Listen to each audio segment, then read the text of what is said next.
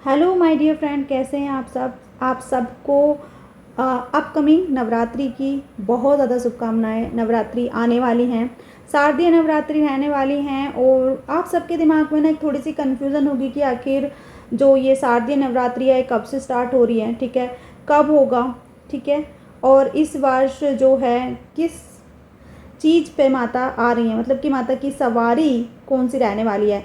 ये सारी चीज़ों की जानकारी अब हम यहीं पे देने वाले हैं, ठीक है। तो यहाँ पे अगर हम बात करें तो शारदीय नवरात्रि का आरंभ 22 सितंबर में होगा। माँ दुर्गा भक्तों को आशीर्वाद देने आ रही हैं। इस बार की नवरात्रि बेहद खास है क्योंकि नवरात्रि पूरे 10 दिन की होगी। नवरात्रि में माता का आगमन प्रस्थान अलग अलग वाहन से होता है।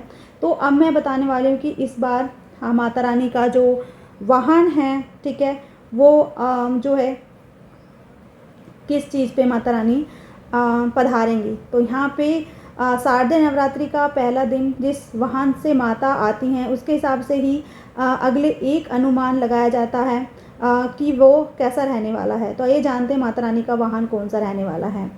तो यहाँ पे भगवत महापुराण के देवी का आगमन और प्रस्थान नवरात्रि का आरंभ समापन होने के दिन हिसाब से होता है। इस नवरात्रि 22 सितंबर से हो रहा है और नवरात्रि का समापन विजयदशमी पे होगा, ठीक है। और यहाँ पे अगर मैं बात करूँ तो माता रानी आप सबकी लाइफ में बहुत जल्दी खुशियाँ और हैप्पीनेस लेके आएगी, ठीक है। तो अगर हम बात करें कि माता रानी जो है तो जो जिस साल माता रानी हाथी पर आती हैं उसे बेहद शुभ माना जाता है। माता के हाथी पर आगमन उस वर्ष और वर्षा अच्छी होती है, कृषि में वृद्धि होती है, दूध का उत्पादन बढ़ता है, साथ ही देश में धन धान्य की बढ़ोतरी होती है। शनिवार और मंगल को माता का आगमन होता है तो घोड़े से आती हैं, ठीक है। ऐसे में सरकार को अपने पदों से हटना पड़ सकता है। गुरुवार और शुक्रवार को जब माता का आगमन होता है तो वो खटोला पर आती हैं। ऐसे में प्रज्ञा में लड़ाई झगड़ा और बड़ी दुर्घटनाएं होने का संकेत मिलता है। बुधवार को जब माता का आगमन होता है तो देवी नौका पर आती हैं। ऐसे होने पर माँ भक्तों का हर प्रकार से सुविधा देती है, ठीक है। तो यहाँ पे माता रानी का मैंने आपको सारी चीज़ों को बताया है।